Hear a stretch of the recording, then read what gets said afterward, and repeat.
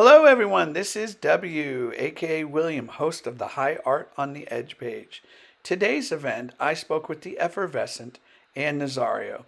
You may be familiar with Ann's work as she is a video podcaster for the show Ask the Drummer. Together, we celebrated and honored one of our favorite bands, the Orchids. In addition, we had some special surprise guests join us and talk about their experiences whilst being in the band. We explored albums such as Dreaming Kind, Lost Star, Beatitude Number 9, Striving for the Lazy Perfection, Unholy Soul, and much, much more. So sit back and enjoy our lively conversation about a band that has been making such charming and beautiful music for over the past 30 years. You could literally lay on the street, I would say 2 hours, and never get run over by a car. Just and never get A little Ken, never get a little Barbie, Yeah, Bobby. Yeah, that's right. and a little of the Orchids. Hello, everyone. This is W, aka William, host of the High Art on the Edge page. Today, right now, we are not going to explore Ken and Barbie. We are going to explore the wonderful indie pop sensation band, the Orchids. And the way we're going to do that is with a co host of mine, online friend, and Nazario. You may be familiar with her work, Ask the Drummer podcast. You may have seen her at any concert in the world. And you may have seen images of her with all these amazing artists, musicians that she has kindly gotten to know over time. And we're going to hear some stories from Anne regarding those experiences. But we're also going to take a deep dive into the Orchids work. And because this is a surprise event, you never know who may enter through the doors. So let's get started. Grab a good drink. This will be about 45 minutes to an hour long. If you have any questions during the event or you have any comments, feel free to put them in the comment box. We want to hear from you. What does the Orchids mean to you? So I'm going to start that question with Anne. Tell us how you first started to appreciate this band. When was that? God. 2017. So it wasn't that long ago.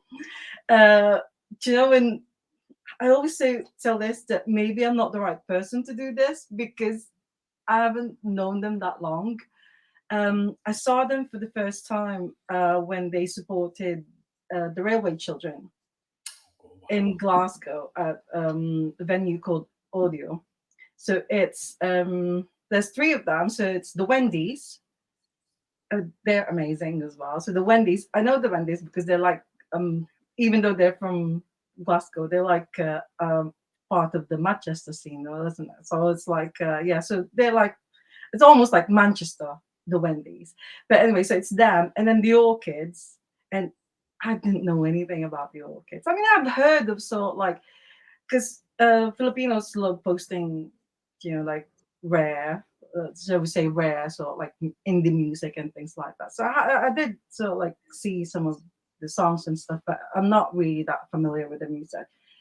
But I was there because of the Railway Children, because when they got back together in 2016, I followed them uh, wherever. I even went to Berlin to see them. So it's like they did between 2016 and 2018, they did 10 gigs. One of them was in New York.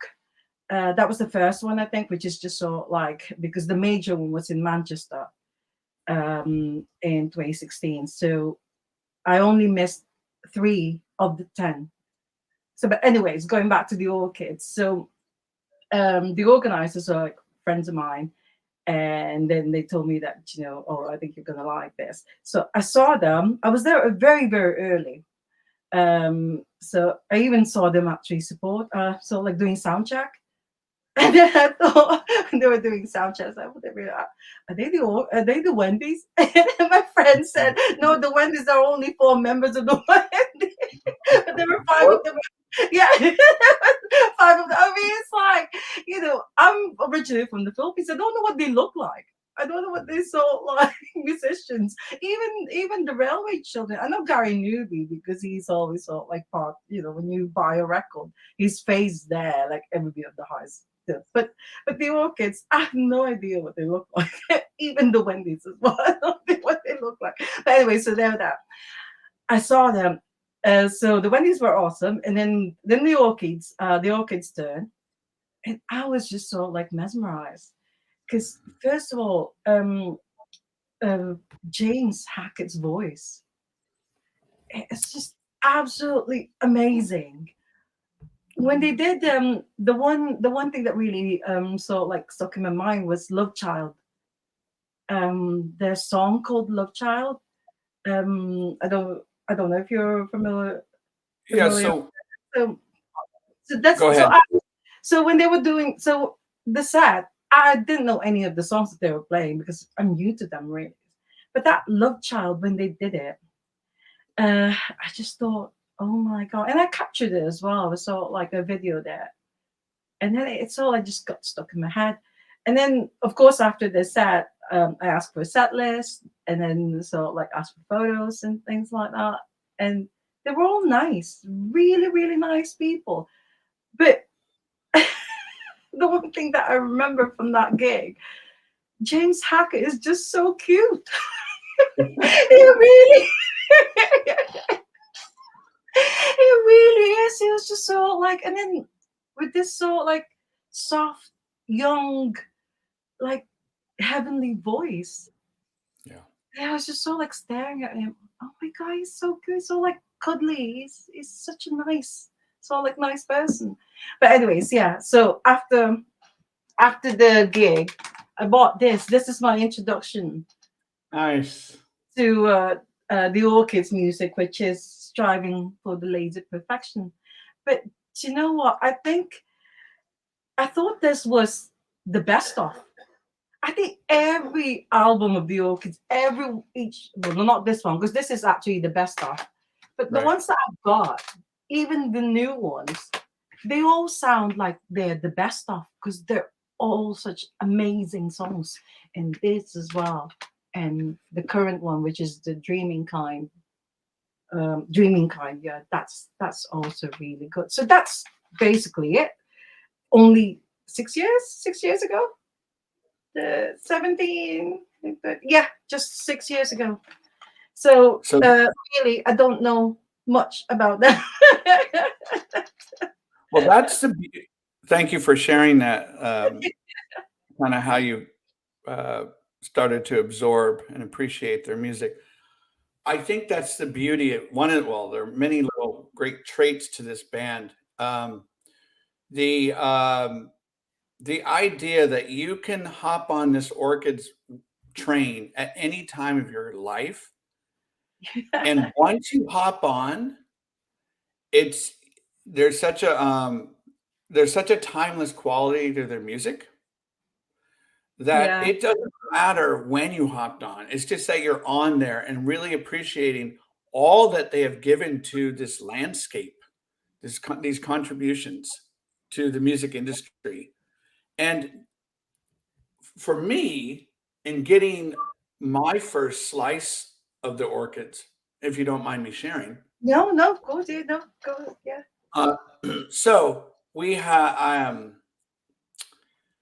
my brother was a DJ in Virginia, and he used to send me his late night DJ shows on tapes.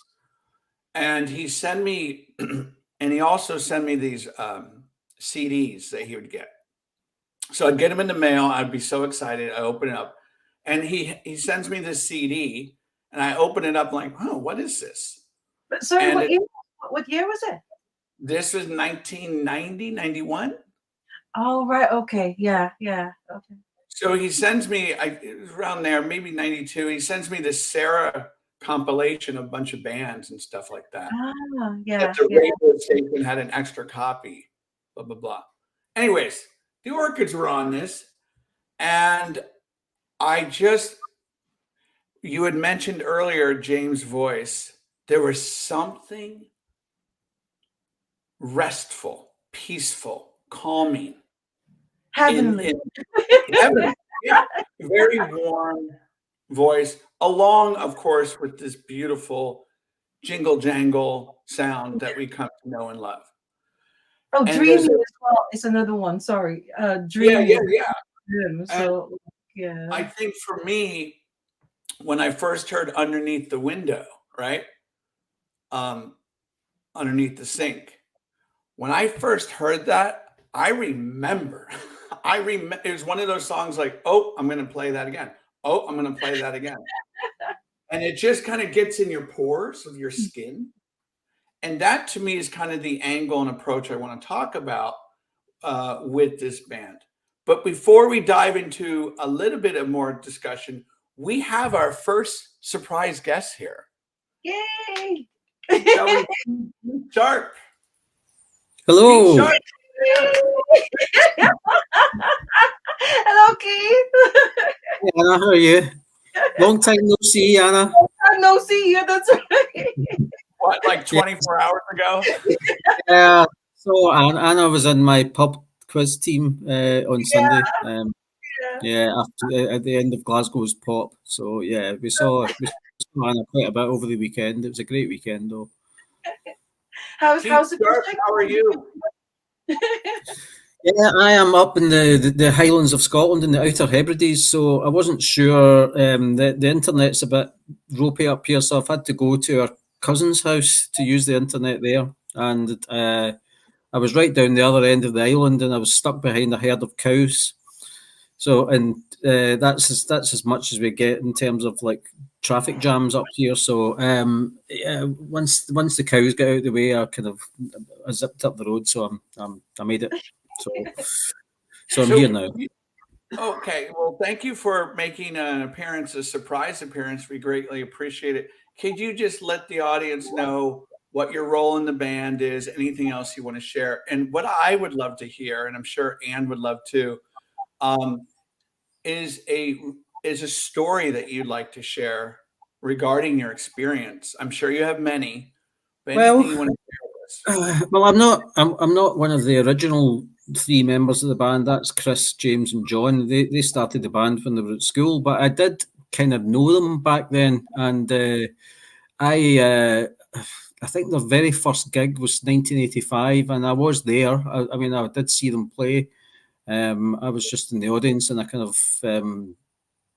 it was just a kind of local kind of church hall.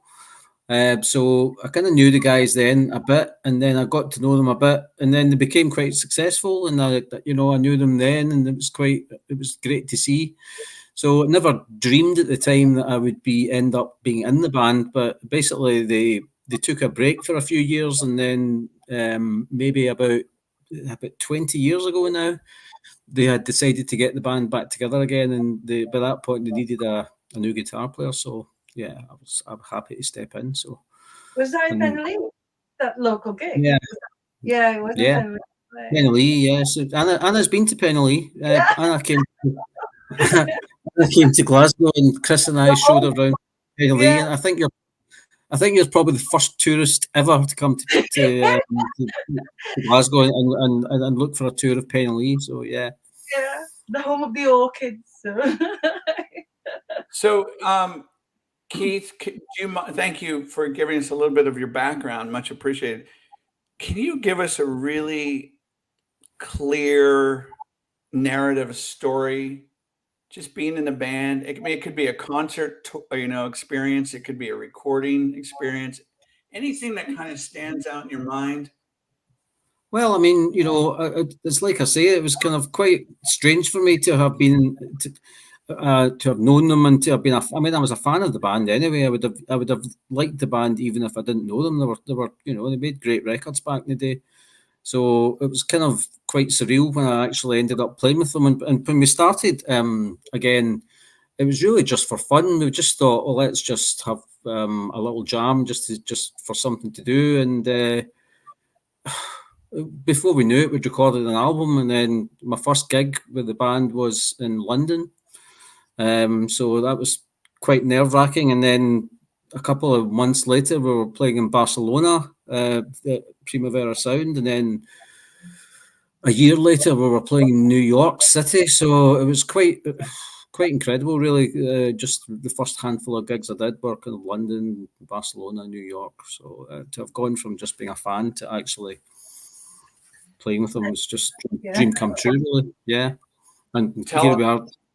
So Anne and I will continue our conversation about why we appreciate the band, but what is it about being in the Orchids that you truly embrace and really just respect? What makes that chemistry?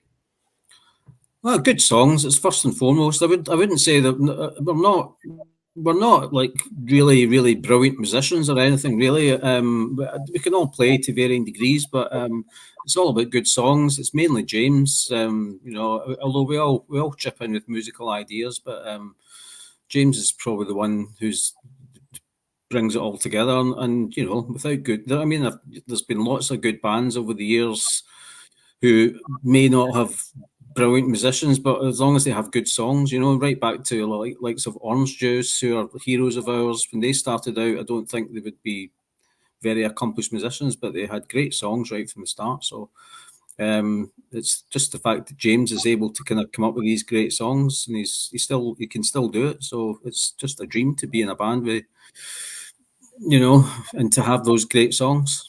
Yeah.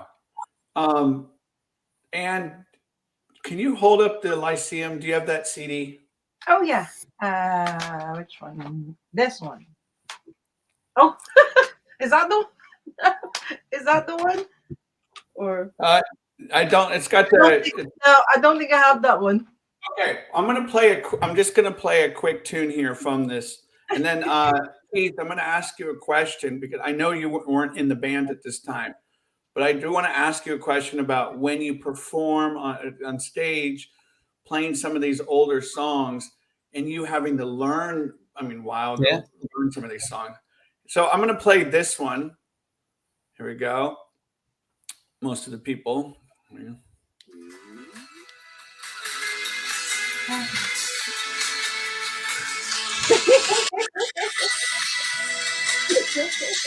So I'm sure that's a crowd favorite. You know, one of the things that makes this very short, quick, I guess an EP of an album, if you will.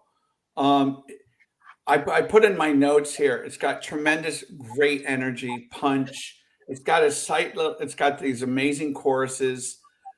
In learning these songs, Keith, and hearing these songs from a long time ago, how do you feel about these songs? Were these the ones that kind of got you into this band? Yeah. I kind of, well, as I say, I kind of knew them right from the start, and but when I heard, you know, I was as interested to hear the new stuff as MD was, really, you know, and I do remember hearing that album and thinking, wow, they've really come a long way. And then Unholy Soul, the next album, even more so. I thought, wow, that's a real step forward. So yeah, it was great. So actually, what happened is about 10 years ago, we were doing a gig down in London, and we thought just for fun, we'll just play that whole album, start to finish, because bands do that all the time. You know, they kind of do an album in full, and there was a bit of a trend for that at the time, but we didn't announce it. We just thought we'd do it as a surprise. So I had to learn the whole album, yeah, and we played it right start to finish.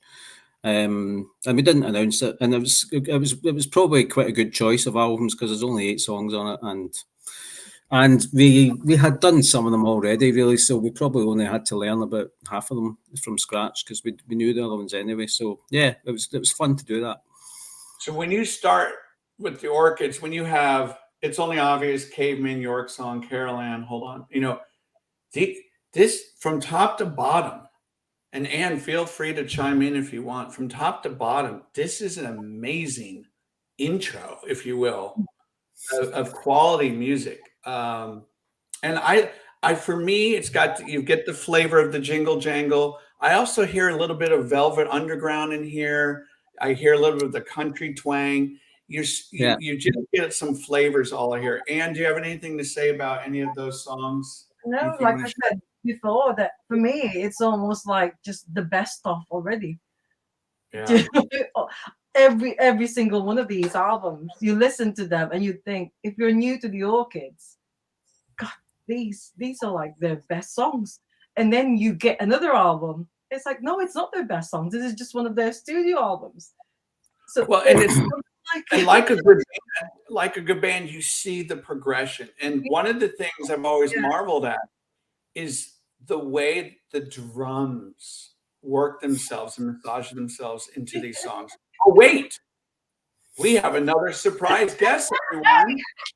Who may this be? Chris Quinn, Chris Quinn. the drummer. Can you hear me okay? The drummer. Nice to see you, friend. How are you doing? Yeah, good. Chris, 2 years ago, we were doing this on Ask the Drummer, and now they're doing that. Yeah, absolutely. Yeah. Chuffed to do that, Anna. And the William, the drums on these albums are always done first.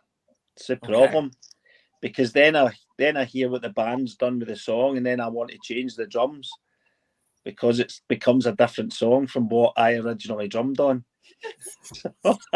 Yeah, it's true.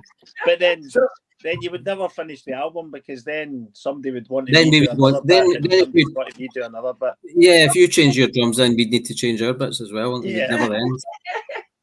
So, Chris, I have to ask you. I know who you are. Keith obviously knows who you are. Ann knows who you are. Just give the audience a little bit of what you do, how long you've been part of the band, any stories you want to share.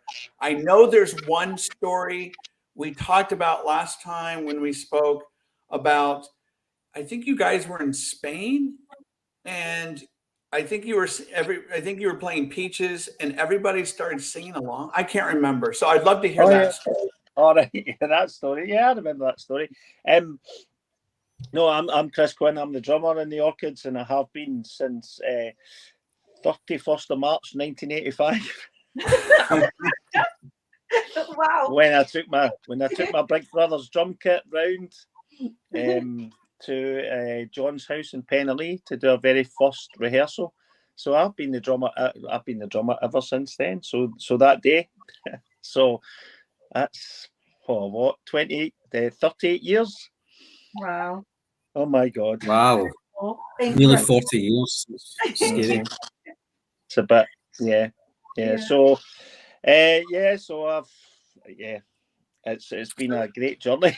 It's been a great journey, and still is. It's like I'm just still really keen to, 38 years later, just to create new stuff all the time.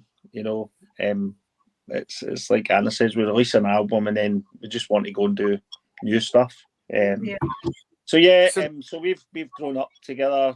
I've known John and James since I was maybe 11 years old and went through school with them. So I think that's part of the reason why we're still going, because we were just pals who then created a band. So I think that's the longevity is partly to do with that, possibly, and that we can fall out with each other a lot and then not really bother about it the next day. So tell us a little bit about Lyceum, and kind of, if you can take us back into your mind back then. What do you when you hear these songs now and play them, do you have a great affinity for that past? Oh, absolutely, yeah. What old person doesn't hark back to when they were 18? Yeah. But no, I don't think that feeling ever leaves you. I remember doing It's Only Obvious That You played a snippet of in John's house, and there's actually a very early 4-track recording. We borrowed a 4-track, and I remember me, James, and John being in his house recording that, and it came out in the 2017 Cherry Red compilation, and it was just like incredible. But I still remember the feeling of being in the house and listening back to this wee rubbishy 4-track version of a song and thinking, my God, that's actually a great song. And I don't know. You can't beat it, really. You cannot beat it. That one. Yeah. Yeah, it's on that album. That's right. The fact that we're still playing that 38 years later, and people are singing along to it is just unbelievable. But yeah, I do hark back to that. Yeah, because we were just young guys, just out of school. Maybe James was still at school actually. John and I had left, and we decided to form a band, and yeah, you can't really explain that feeling. There's something, but so I do hark back to it, and I recall it quite vividly all those times. Keith and Chris, I will say that there's something. Okay, so one of the charms of your band is this romantic quality. I don't know if that just flows in Scottish, music that comes from Scotland. We've got Aztec Hammer, we've got Trash Can Sinatras, we got Orange Juice.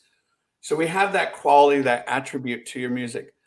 But I will say, when you hear some of these songs, there's something a little different and off from the quintessential indie jingle jangle.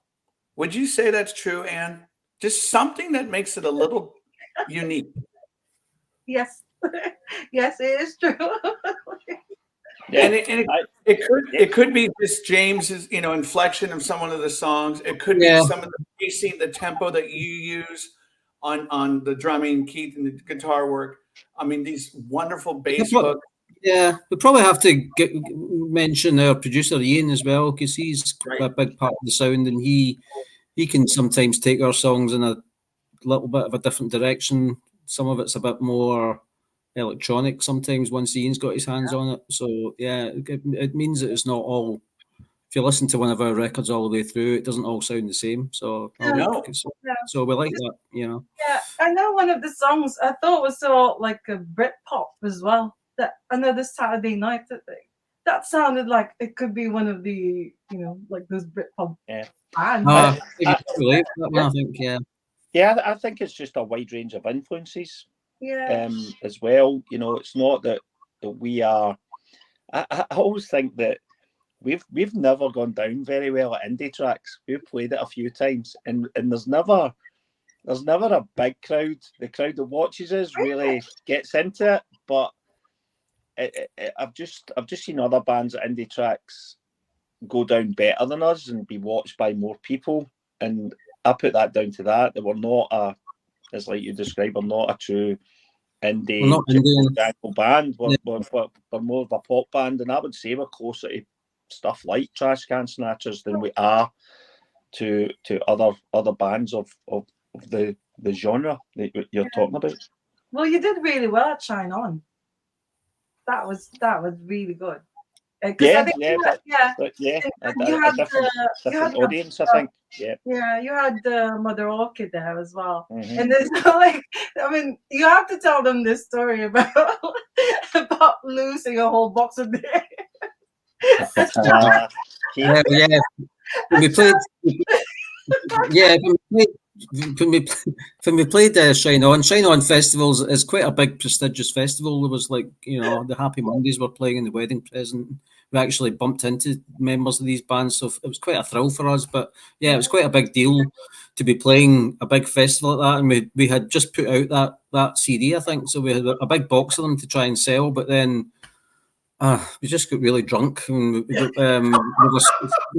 get really drunk. We didn't bother trying to sell any, and I ended up in McDonald's with this big box of CDs, was it McDonald's, Burger King, Chris? And I was so drunk I kind of just wandered off and left the box. And then the next day I thought, oh my God, we've lost all our merchandise. So Chris, nobody stole it though. That's no, I know. Nobody even wanted to take a free one. So we got it. So sheepishly, we had to go back to the kind of office it's in a kind of holiday campsite, and sheepishly we had to kind of turn up in the office the next day and say, we left all our CDs in McDonald's and we got them back. Yeah, I bet you're not the only person that's done that. Oh no. No, I don't. There weren't many sober people at that festival, really. Mm. Hours. Anna, And- Yeah, hours. I don't think so. you were probably the only one, I think, Anna. I want to read something to you guys and lady about 1992. Okay, so I was just finishing up high school, but I want to read some albums that came out this year, and I'll make the transition. All right, so we got Aphex Twins, we have Alice in Chains, Dirt, PJ Harvey, Dry. One of my favorites of all time, Beastie Boys, Check Your Head, Pavement, Slanted and Enchanted. Okay, so this is 1992, which some say is one of the most incredible years for releases, always up for debate. Then we get this album called Unholy Soul. And for a lot of people, I imagine for a lot of Orchids fans, this is kind of the album that really solidified or started that rabbit hole journey. I want to ask Chris, take us back to Unholy Soul. What was the mindset? What were you guys trying to? What was your approach with this album? Yeah, I think that's the album where Ian started to become much more of an influence, and that's probably obvious in some of the tracks, like especially Sadness of Sex, and some other tracks on that as well. So, yeah, I mean, I think the writing process had been ongoing.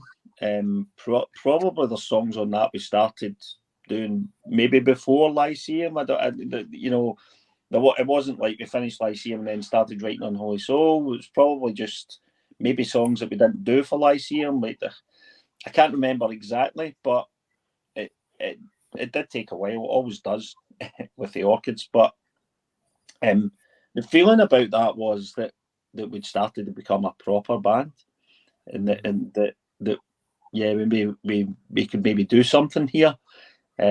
Because we had a launch party for it and people came to the Total Studios and to review it and listen to it before it came out, and we felt it was quite an accomplished album. I think we felt at the time,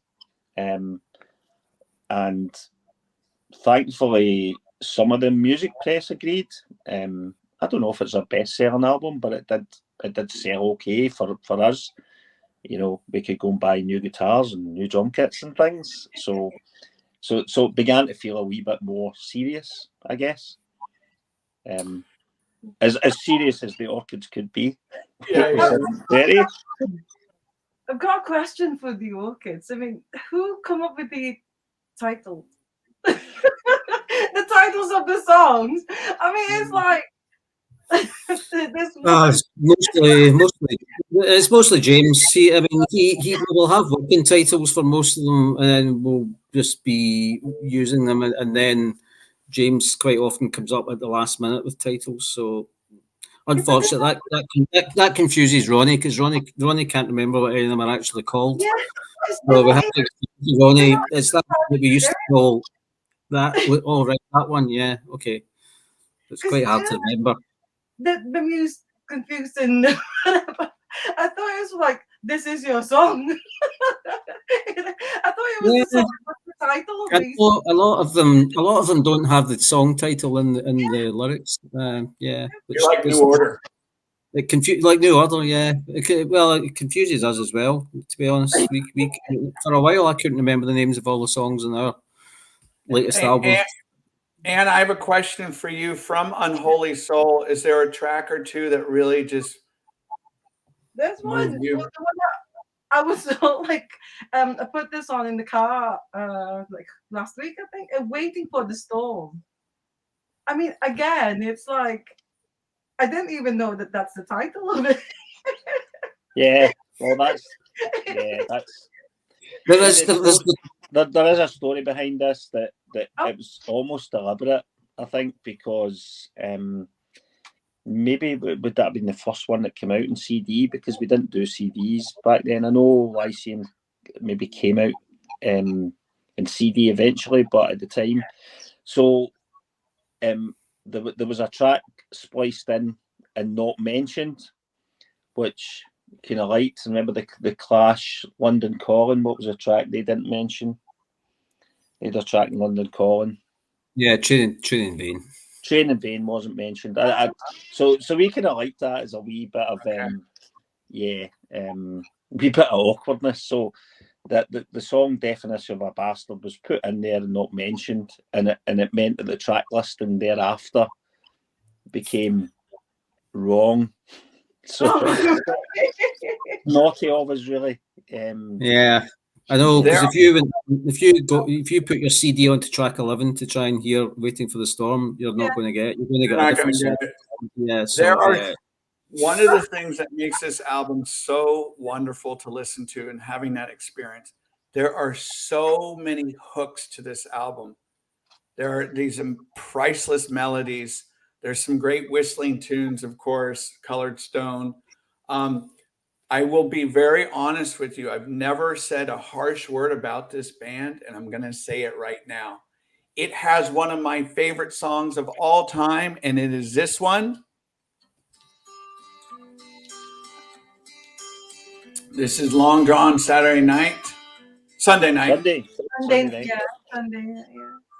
I've got a story about that. So here's hold on a sec, Chris. So here's my beef. This is one of the most beautiful songs I've ever heard. It's too short. I want like 4 more minutes, 5 more minutes of it. Right. I mean, who was that? All James? I think at that point in time we were. I don't know. That might have been Matthew, the original guitarist, that came up with the riff. Possibly, I'm not sure. I can't remember. Do you It's play too it long live? ago. We still play that live. We played that. We did the last gig we played. We had played that because Anna was there in the Glad Cafe. In Glasgow, we played that song that night. The interesting thing there was that there'd been a band done a cover of it, a cover version of it, and there was somebody at the venue who knows the guy who'd done the cover of it. And he couldn't believe he was standing in Glasgow.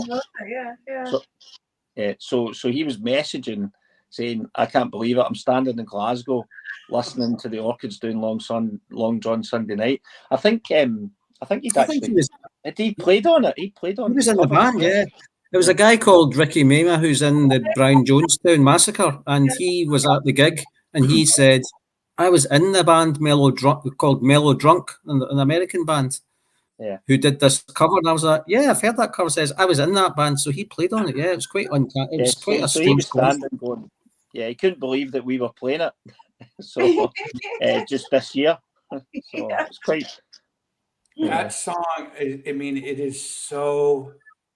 It's just so beautiful, and that's the best way I can describe it. It's just like, it's just that sound. It's like you're sitting next to a warm fire. You know, we can come up with any imagery you want. It's just that's my only. Yeah, that's my only bone I have to pick with you guys is that song.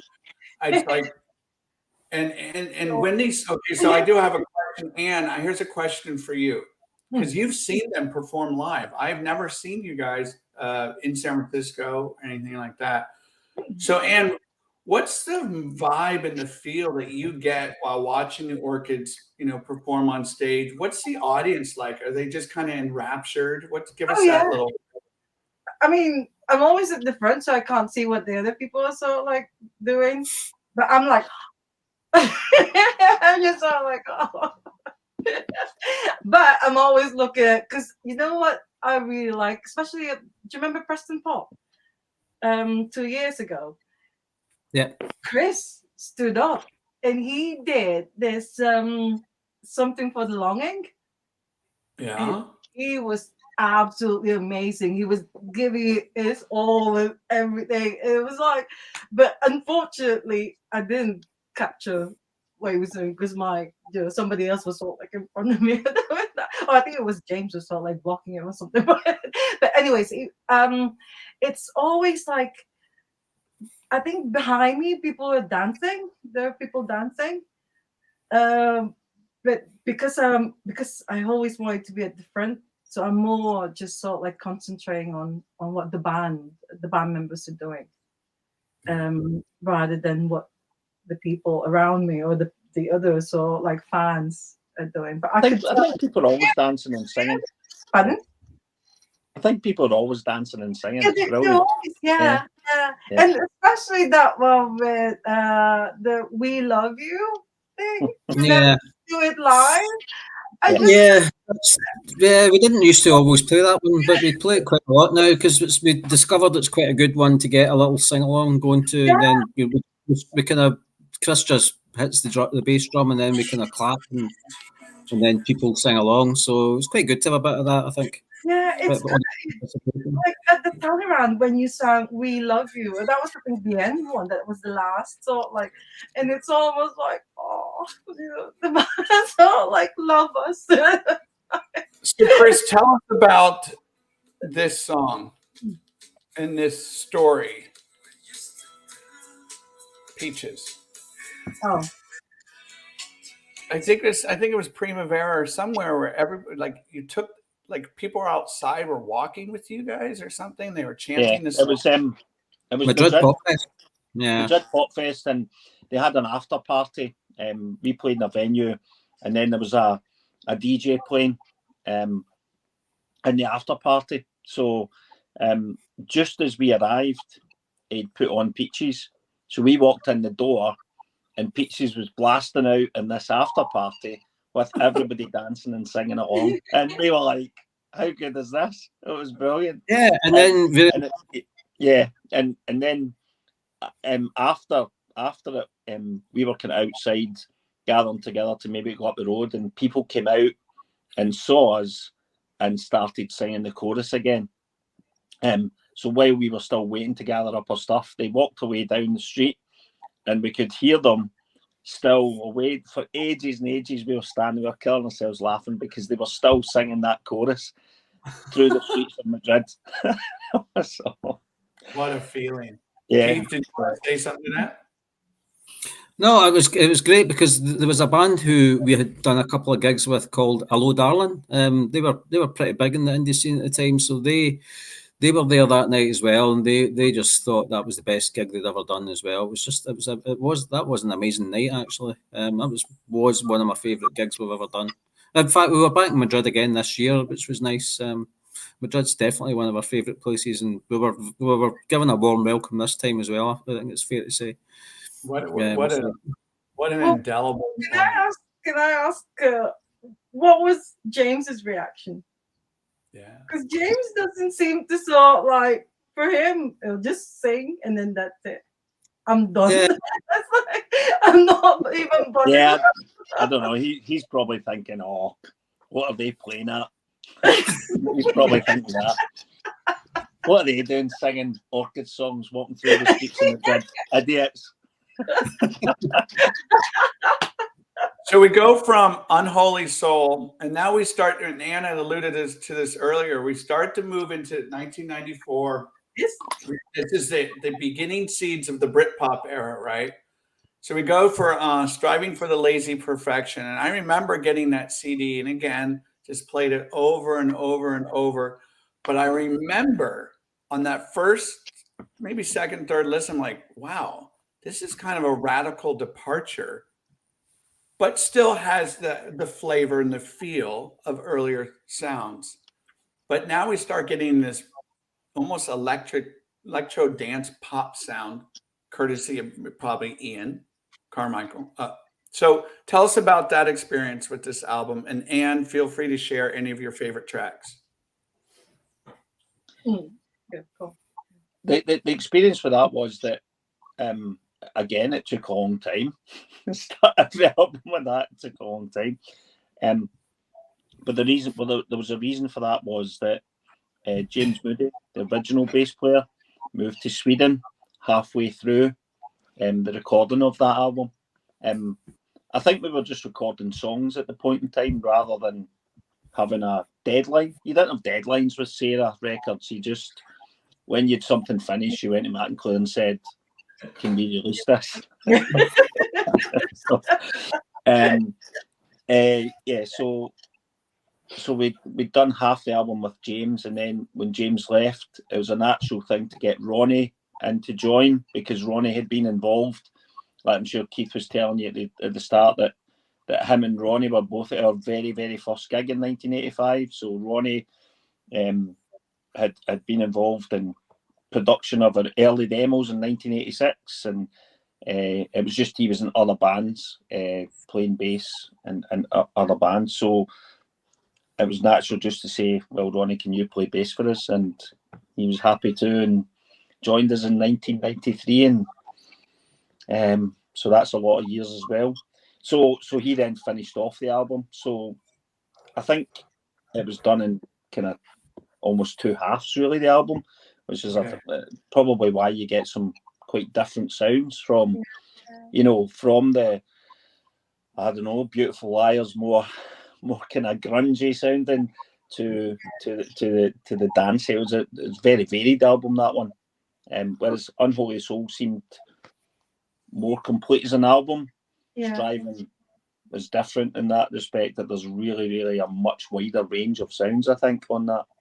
Well, this album has got a kind of Eden, which is, this is like what the Filipinos are really fond of. But I've got a really good memory of you playing at audio the second time with Mother Orchid.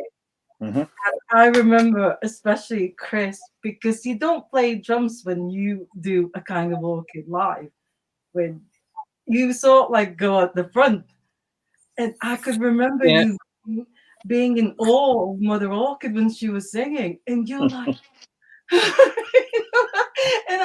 and I remember because there were some people chatting during the performance, and it was like, why are these people so, they've got to listen to Mother Orchid singing instead of sort of like, and talking to themselves or talking to each other. But I can still remember your face, the way you look at Mother Orchid. Yeah, I mean, I would say my son asked me what's my favourite Orchid song. And the reason he was asking is because he wanted to buy me a Father's Day present, and this is what he got me, which is a wee thing that you can order, which is, and actually, if you scan that code, a kind of Eden comes on. Yeah, so it's in a wee frame on my speaker up here. So, oh wow. So I think, I don't even play on it. No. You just saw like go like this, and then you look at Mother Orchid singing, and Mother Orchids. Pauline is obviously Pauline Hines is to give her a proper name, but she does. She doesn't play with us very often, but obviously when she does play, that's a highlight, And we've had a few gigs where we've tried it with James singing, but it's really got. I think we've realised Pauline has to be there really for us to do that song. Yeah, and even Love Child, my most favorite song as well. My most favorite, the Orchid song. It's always better when Pauline, when she's there doing the. Pauline's the kind of icing in the cake. Yeah. So with this album, like I said, it's got a smattering of like a little bit of, if for lack of better terms, it's definitely got some disco, it's got some pop, it's got some electronic, it's got some orchestral sounds. There's just a lot of cool things going on, and I think people. Do you remember how this album was received by Orchids fans or the press? Do you remember? I feel like it's a misunderstood album. It got good reviews. We keep talking about Sarah Records and their relationship with the music press, but I don't think we got too many really terrible reviews. I think we tended to get quite good reviews, but it just wasn't backed up with sales. So, how many bands do you hear saying that? But I think fans of ours were, possibly a wee bit, what are they doing with this kind of stuff? Certainly, some of the stuff. And when we released it in America, the guy who released it in America, I think, wrote to Vanna White to to check it was okay to release with her voice sampled on it as well. So, But obviously, doing odd experimental stuff like that was really good fun for us. But I'm not sure that all of the fans liked it as much. Yeah.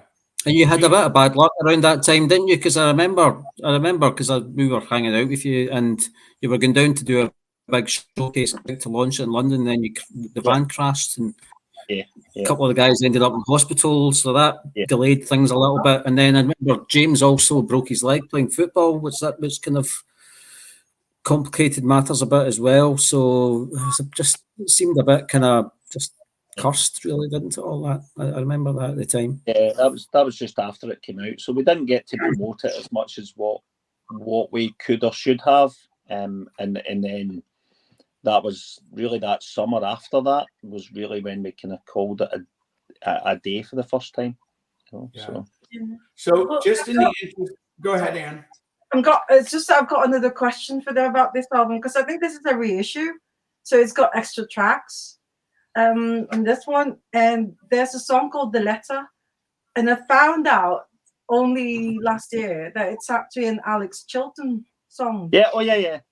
Sorry, I And- thought you were good. Yeah. Yeah, and I'm so like, who's doing the almost like a deep voice? That's Ronnie. Ronnie Yeah. Bowen, the bass player. It was Ronnie's voice. Yeah. Oh Yeah. God. Remember he Yeah, joined Ronnie's got that really He's in the deep band. bass voice. Yeah. Mhm. That's Oh my interesting. gosh. Yeah, it's an amazing song. And then I even thought it was an original. I thought it was your original, but then my friend said to me that you've got to listen to Alex Chilton's band before Big Star, because he had this song called "The Letter," and I search it on YouTube. It's like, I know that song. And I realized it's Yeah. ripped off the Orchids. The box Oh, It's been, ripped off it's the been done a few times. There's a great version by Al Green. Anna, you should check that out. Okay. all right. I think that's Yeah. the one thing that you should include in the set list. It would be nice to have the letter in the set list. So, like, Yeah, I can't That's remember why we chose that. Why we chose to cover that song, I don't know. But So just in the interest of time, because we could sit here and talk hours long yeah. Sorry. albums, but I do want to squeeze some other albums in here. I want to go to the Lost Star album. And do you have that? You Yep. want to hold that? There Yeah, we go. okay. Hands our display here. So now we're what, 2009, 2010? Yeah. 11, I think. Yep. No, 10, 11. No. 2010, I think. Yeah.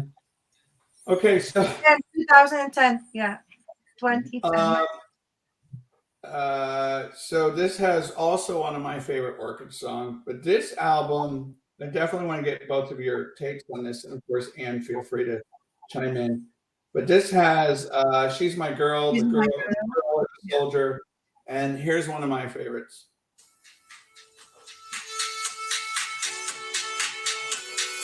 I mean, how do you just the way that you move? The way that you move. Yeah. They played live. They played that live. You moved?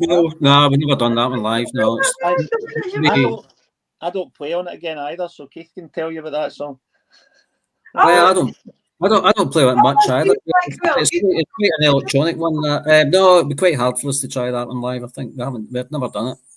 Well, I picked that because it's so radically, maybe that's too strong of a word, but it's very different from what other people perceive your music to be. And that's what I love about your music. You bring in all flavors of sounds. And we have someone here that wants to join us, but we'll see. Well, we'll see if we can. I'm not sure. The device isn't connected yet. Okay, so tell us about the Lost Star. Anything you want to share? See the way you move, just talking about that song, I always thought if George Michael had released that, it would have been a massive hit. It just had that feel to it. If George Michael could have done that song, that was my thoughts on it anyway. But yeah, I mean, I think it was another one where the previous album was quite stripped down, and we thought we were back. We recorded with Ian again. This was the first time we'd worked with Ian for a while, and yeah, that whole influence of Ian's came back, and he made some of these songs sound a bit different from each other, like and Where He Moves, definitely an example of that. But it was a really good. We thought it was a really good collection of songs, and yeah, it's one of my favourites actually. Yeah, that was released as single as well, wasn't it? The one. yeah, we did that as a Would Be single. Yeah. Miracle. That's the Yeah. way it was. Yeah, that's right. Yeah. We did a 7-inch single. That's right. Yeah. I've got The Girl on the Shoulder is one of my favourite Orchid songs of all time. I just love that. Although somebody was trying to say there was a tuning issue on one of the guitars on that recording, but yeah, that's one of my favourite songs that we've done. The Girl on the Shoulder. I love that song. Yeah, me too. Yeah. Can you guys talk to us about the harmonies? And I mean, I think some people might go, it sounds like very much like a Beach Boys harmony, or maybe an Everly Brothers, or whomever. How much time and effort do you really put into those harmonies? Well, on the record, quite often James will double track himself. So a lot of the harmonies, it's James and Pauline, of course, as well. So James and Pauline will work quite a bit with Ian on that. But playing live's a bit different because Ronnie and I do more of the harmonies live, but we're not really allowed to sing on the records usually. So, well, see, talking about harmonies, actually, Keith, there's also a wee story about that, because we would home record a lot of the instruments, but the vocals would always be done in a studio at the end of it. And we used to go down to Manchester because that's where Ian worked. So Ronnie and James went down to record the vocals for the Lost Star on the same weekend that Keith had his stag weekend in London. So, oh yeah, me. So me, Keith, and John were down in London while Ronnie and James were in Manchester recording the Lost Star vocals. And John and I DJ'd at a nightclub as invited by the Orchids DJing. So that was a good weekend. That was a busy weekend, yeah, for everybody, yeah. So we do spend a lot of time on the vocals. Like we went for the last album we did, we spent nearly a week in a studio, and it was almost entirely just doing vocals with some percussion and some overdubs, but mainly it was all just concentrated on just doing the vocals. And it was really just percussion and wee bits of guitar were being added when James needed a rest or Paulie needed a rest, because they couldn't keep singing for hours and hours and hours on end. So so the vocals, there is a lot of time goes into the vocals, So with the Lost Star album, oh my God, I could be here forever talking. I'm so excited about this stuff. So with the Lost Star album, was that a challenging album to make? Or did things seem to flow? No, not particularly. No, it was quite we seemed to have quite a lot of good songs around that time, and it was quite a enjoyable process. It's like Chris saying, probably all of them have been done over they all take a while. Probably the only one that we did quickly was Good to Be a Stranger, because we were on quite a tight budget and we went in and recorded that in about a week. But most of our other records have been done over a longer period of time. But no, it was good fun making that one. You know, when you've got good songs. We did an album listening party for Beatitude. Do you remember this? When was that? Don't remember. We did it a couple of years ago.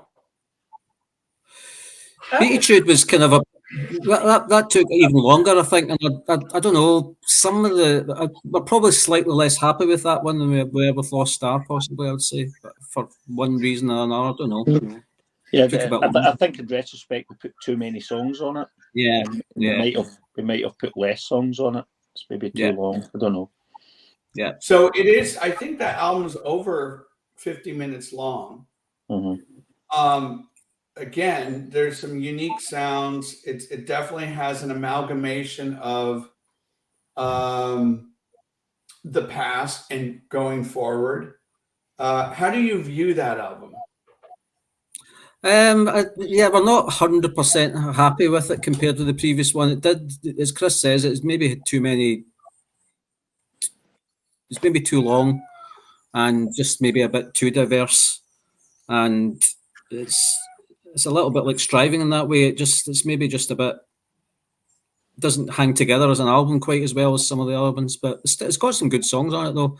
And again, we had a bit of an issue after it because we never really got to go out and play gigs when it came out. I think we did one gig, and then again we had to take a little bit of a break. John wasn't well for a while, yeah. so we kind of didn't do anything for a couple of years after that album came out. So yeah, it's a little bit like it's kind of a bit like the same situation with Striving all over again. Almost, it didn't quite get the kind of push that we could have given it because we weren't able to, and because of that, it disappeared a little bit. So yeah, it's a shame. It's got some good songs on it though, and we still play a few songs from it live when we can. What songs would those be? Do you know? Well, we do Hey Sometimes quite often. That's probably our favourite one off it. We've done Away to You. We've done Something's Going On. Yeah, some of the other songs would be quite hard to carry off live. I think it's some of the more produced ones. It's quite hard for us to carry them off just as a 5-piece band. Yeah. But I remember playing Hey Sometimes at Primavera before. I mean, it would be before we recorded it, and you could tell by the crowd response that it was going to be well received, that song. So we always knew that was going to be a good one because we played it that night, and I remember the response to a brand new song that nobody had ever heard before was really, really good at Primavera. I've got another question. How do you come up with a set list? Because you don't just play a set list. I've seen you different things. Yeah, but there's a few songs that we pretty much do most gigs because we know that people like them. I don't know. Sometimes we sort of take turns in doing the set list. Probably Chris and I are the ones that mainly do the choosing of the set list, though, would you say? Yeah. Yeah. The other guys are just kind of like, You'll say, no, it's your turn. You choose what we're going to do. And then we all argue about it, saying, why have you chosen that? Or why are you not doing this? I want to do this. When you build your set list, it's about the audience. Chris and Keith, when you create the set list, are you really thinking about a vibe and a mood? You know how some shows, concerts, it builds and swells, and then it kind of has the middle where it kind of brings people to a calm, and then it builds back up again. How much emphasis do you put into that? No, definitely. That's what we do. We try and stop. We start with a few bangers and then maybe slow things down a bit, and then we do the kind of old favourites towards the end. Yeah, so there's definitely a flow to it, depending how long it is, because some of our sets are quite short, so we just have to just bash it out. But when we play a bit longer, there's definitely a bit of ebb and flow. Yeah. And I think it also depends on the venue as well, because you did a different set at the Glad Cafe because you don't have your proper kit there at the Glad Cafe. So yeah, that was quite a different gig for us because it was quite stripped out, and we did quite a different set of songs that night because it was we were supporting our friend Mark Tranber, and his music's kind of atmospheric instrumental, so we didn't want to be kind of like doing this kind of rocking out before he came on. It just didn't seem right, so we thought we'd do quite a low key thing. So yeah, it was enjoyable though. Yeah, which is why we did Long John Sunday night. Yeah, that's I need to see. So there is a lot of there is thought and effort goes into it, but we always end up with, there's always songs that are always in there, always that we can't be allowed to miss out. So we're gonna go ahead, Keith. No, there's probably about 10 songs that we could probably just play without even thinking about. So, it's just easier for us if we play some of them because it'd be too hard to do a whole set of songs that we didn't know very well, So some of it just picks itself. And then we kind of always like to try and do something that we haven't done before. if either it's one off the new album or maybe a really old song that we've never done. So one way or another, we like to always at least try and attempt something that we've not done before. So we're going to wrap this up with our final album, last year's album, Dreaming Kind.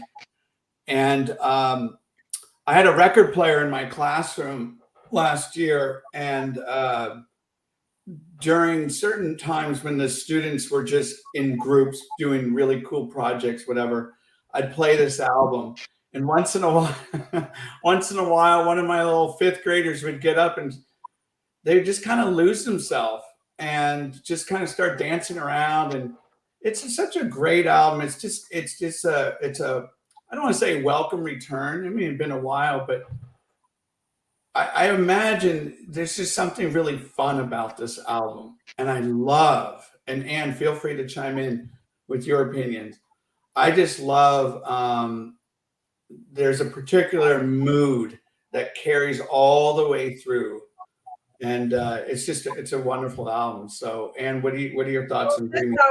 What the track that I'd really like them to play live is "I Don't Mean to Stare," but they've never done that. Because the video of that song, I just love it so much. I think I remember asking James, "Are you not gonna play that? I don't mean to stare." He never told us that, Anne. He never told us that. I would have said, "I will play it." It's such a good song. It was like. And that was in that compilation album as well. Yeah. Yeah. So how do you guys feel about this album, Dreaming Kind? Oh yeah, we love it. Yeah, it's kind of that took the longest out of all the albums because we had COVID in the middle of it. You know, we had to shut down for 2 years pretty much. We had recorded quite a bit of it before COVID, and then a year. How long? A year and a half, and then we year and a half. booked the studio 4 times, I think. Cancelled the studio 4 times before finally getting in to do it, and it was a wonderful experience just for the first time in years for all of us, including Pauline and Ian came over from Barcelona. Just being in a house for a week record, unbelievable just experience to do that. It was amazing, and we're really proud of that album. It's it could be our best album ever, to be honest. And different people, different opinions. Alone, you're really enjoying. You're really enjoying recording, being together again, and you dancing. Chris that dancing. That's called. Chris was saying they concentrated mostly on the vocals, so it meant James and Pauline were the busiest, and Chris and John and I were just basically sent out to buy food and make the dinner and things like that, and then we sat out the back drinking beer. So it was a holiday for us, which occasionally we had to go into the studio, but I think Ian and James and Pauline were a lot busier than the rest of us were probably. And I know James isn't. Yeah, I think James' voice hasn't changed. I mean, he's still got that. He's still got that very youthful, like a young person's voice. James always said that he's kind of got an understated, quiet kind of style of singing, and he's always said that it's because that he would write songs in his bedroom and be told to shut up by his dad, so he sang quietly. So he's always just sung that way. Well, I love that's what brings the intimacy in. See, that's what I've always appreciated, right? So the Dreaming Kind album we just mentioned about. There's a particular positive vibe during COVID, post COVID, all that stuff. Are you guys so when you last played? Are you pulling a lot of songs from this album to perform? Yeah, we did quite a few of this album. This album's a bit better for us to play live, actually. There's a good half dozen songs of this that we can put into a set, I think. So it does feel more like one that we'll go back to. We certainly did we played down in London when it came out and did a whole load of songs off it. And we did about half of that, almost half the album we played live. This Boy's a Mess and it kind of lends itself a bit more to playing these songs live, so that's probably why we like it more. And tell us about, before we wrap this up, tell us about the last time you saw the Orchids play. What was that experience? Okay, I was gonna say I saw them this weekend, and they were like, the Glad Cafe. Yeah. That supporting Gnac, Mark Tranmere. That was amazing because it wasn't just. I don't know if I should say, but it wasn't just the Orchids all like playing. Paul Simpson was there. Paul Simpson, Chris Thompson, Rick and Mamie, and Yeah. it was, There's a yeah, Yeah. Yeah, I was beside myself that Chris Thompson from the Beatles was there. I'd never met him before. It was pretty And you know, big deal. the one thing is, like, with me being a fan, I was all like, oh my god. But I remember Chris and Keith, so like, can we have a photograph as well?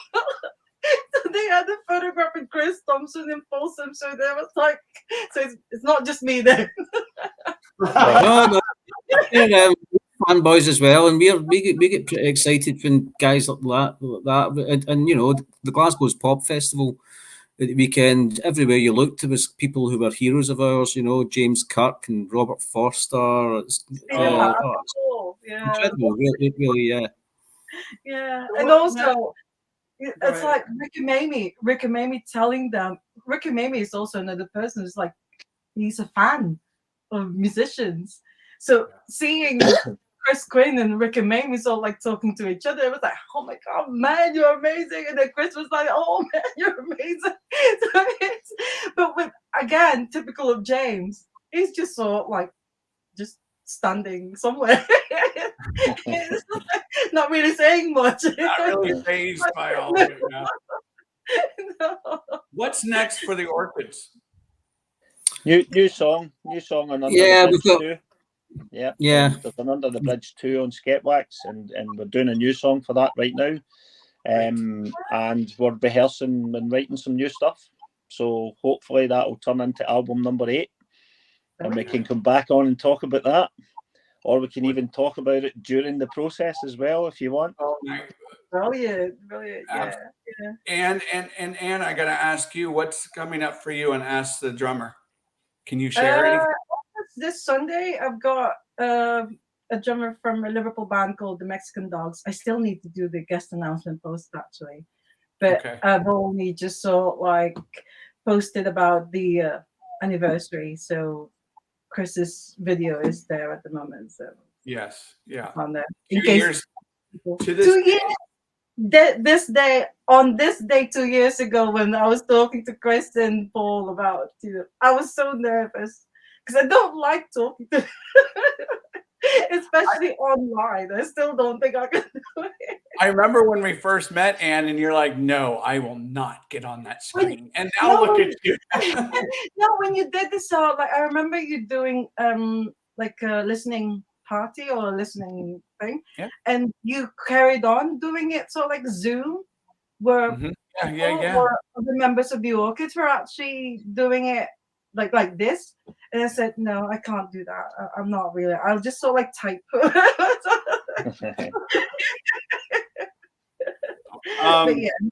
This has been a blast. I really appreciate Anne, you participating, being a co-host with me, and just sharing your love and enthusiasm, your infectious energy for not only the band but for music. Keith and Chris, thank you very much for being our surprise guests. Anyone have the last word? It's all yours, and then we're gonna just say goodbye.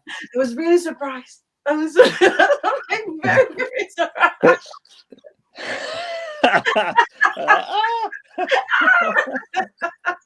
So no, just a big thank you to you for your support, to both of you actually, because your support is phenomenal, and we really appreciate it. So thank you very much for doing this, and it's been really nice to chat, and available anytime. Hopefully, I'm just really sorry that more of us couldn't make it just because of the circumstances, and then Ian and Pauline had to pull out, so. So yeah, I hope it's been okay just speaking to Keith and I, and you got enough info from that. Amazing, yeah, amazing. Keith, do you want to share anything? Give you the final again, I'm the same. I'd just like to thank you both. It's so nice to have people out there that are interested in Really appreciate it and hope to do it again sometime soon. Oh, I've got one final question for Keith. How did the fishing go? How did the fishing go? Oh, the worms. By the way, how did You're going to have to explain this to William. I had to kind of rush back to kind of do this call, and then it's quite a nice night here actually. So we're going fishing tonight. I'll let you know. Oh, right, okay. Keith had to go after the Glasgow's Pop Fest quiz to go and buy worms to take up to North US. Yeah, there's no worm. That's before this turns into a kind of fishing podcast. There's a lack of worm here, so I had to go and buy some worms in Glasgow, then drive them up. So yeah, Some people party after a gig, and then some people go get worms. These surprise events, I just want to share with everyone. We have some more surprise events coming up in this month. We have on August 6th, working with a gentleman co-host, Ricardo Fiel from Moon Cowboy. We're going to focus on the band Spiritualized with some surprise guests. August 13th, we're going to head to Scotland and Pasadena and Washington. We're going to be shining a spotlight on Trash Can Sinatras. That's August 13th. And then on September 1st, we're going to head over to New Zealand and shine a surprise spotlight on legendary indie pop band, The Bats, and much more coming up later. My name is W, host of the High Art on the Page. And Nazario, thank you. Ask the Drummer podcast. For Chris and Keith Sharp, thank you so much for the Orchids. Everyone take care. We'll see you soon. Thank you. Bye. Bye.